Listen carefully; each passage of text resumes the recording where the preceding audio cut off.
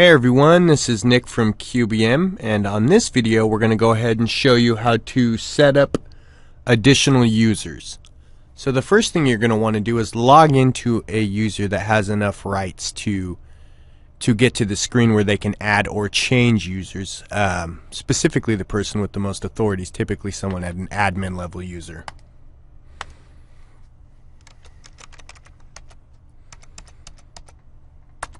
So we'll go down to our little bubble with the tools, our configure button.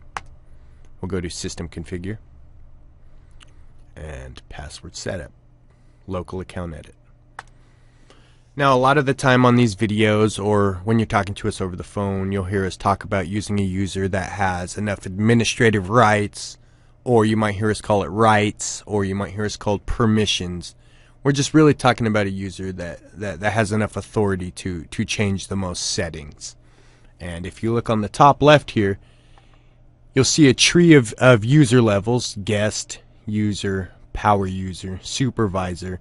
Really what that is you can set up a user within any of those levels, and they'll come with kind of a superficial amount of permissions within each one. And each level you go down, you can see that the user will get a little bit more powerful until you're at an admin supervisor level user. You can still change any user within those to have more or less capability, but it's just kind of a good starting off point for the users in the first place. So we'll go ahead and minimize those out. Now if you look over here, these are the permissions that we're talking about. Their capabilities, what they can do, can't do, what they can view, can't view, what they can change, can't change.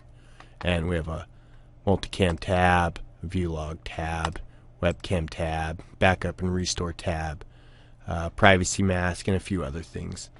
The most important for you guys as the end user is the multicam, view log, and webcam. Those are the ones that will apply to you more often than not compared to the other ones.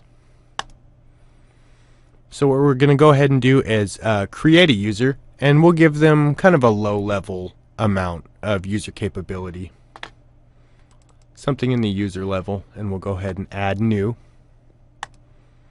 And we'll go ahead and give them, we'll pretend it's, say, someone working in the kitchen at a restaurant. So we'll give them a simple name to help us remember that, kitchen. We'll even have the password be something simple.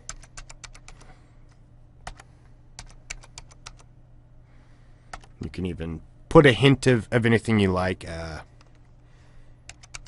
In this case, there we go. And we can choose the starting off point for the user here.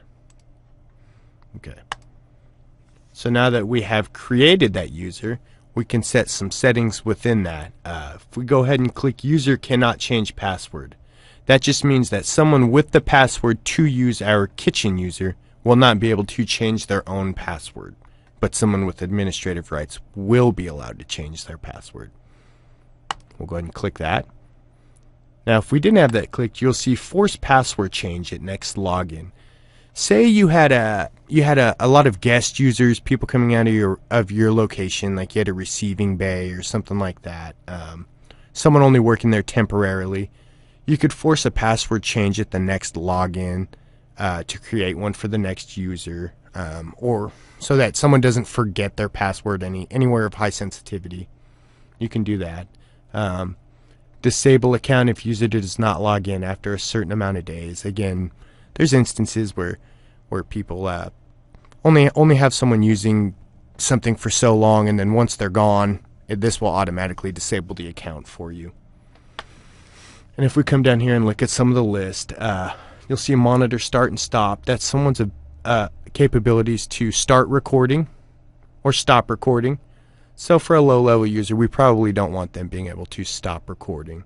Same thing with network start and stop. That's their capability to get you on and off the network, disconnect your remote settings. Go down here to schedule start and stop. If you had a schedule set up to meet certain types of recording demands, certain days and times, you wanted recording set specifically, that would basically be their capability to start and stop that. It goes along with monitor start and stop, but from a controlled, scheduled setting. And if we go down here, it's their capability to edit their password, log out of the Geovision live view screen, full screen enter exit system. A lot of times you like to keep low-level users from being able to exit the system because they can get into some of the computer settings, things like that.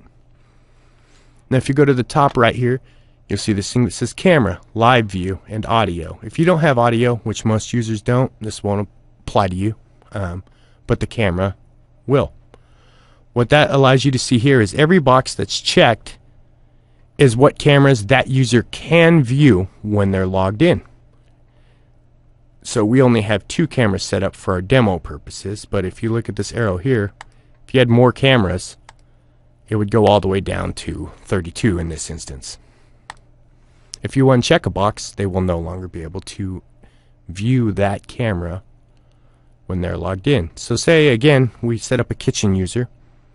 They're only, you may not want them to view every camera at your location, but just the ones that apply to them in the kitchen. So we'll go ahead and check that, and we'll click OK to start our user.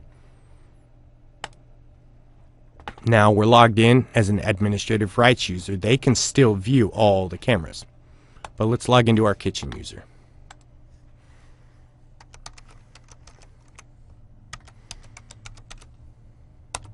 They no longer can view the camera that we did not make available to them. And that applies for other types of settings. If you only want admin users to be able to view, say, cameras in an office or where a safe is or anything like that. But just for this application, that was our example, a kitchen.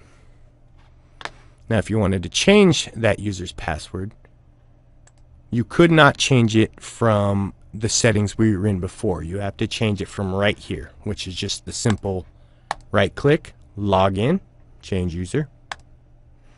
Now, you need someone to have high enough rights or permissions, as we discussed before, to change passwords. So we'll log into an admin user.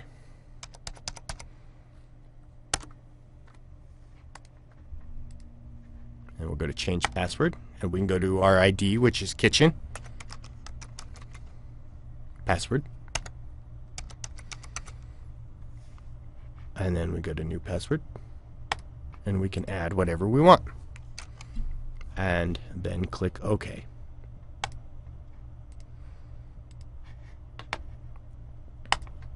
So if we go back into our tool bubble, system configure, and password setup, local account edit.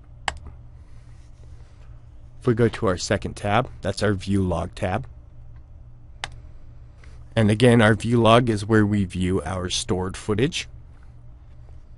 So you can go in here and if they have the capabilities, you can turn on and off what you'd like from within here. So if you would like them to be able to delete events or look through the system log, mark events to not be recycled if there's something you wanted to save and make sure it didn't get saved over, and they would have those capabilities as well. The third tab of the 3 that would apply to the end user most often is the webcam.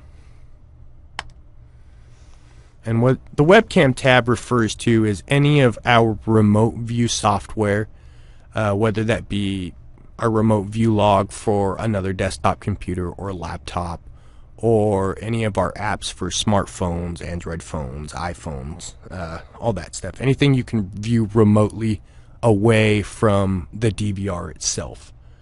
And within that, you would be able to turn the user's abilities within that tab on and off. A lot of the times we like to make sure we turn off stopping scheduling, monitor stopping, exiting the system, because within the app people accidentally will exit from the DVR and that will stop your recording. Okay guys, that's how you add or change users' rights or permissions or add a user altogether. Thank you for viewing, and hopefully you'll take a look at some of our next videos. Thank you.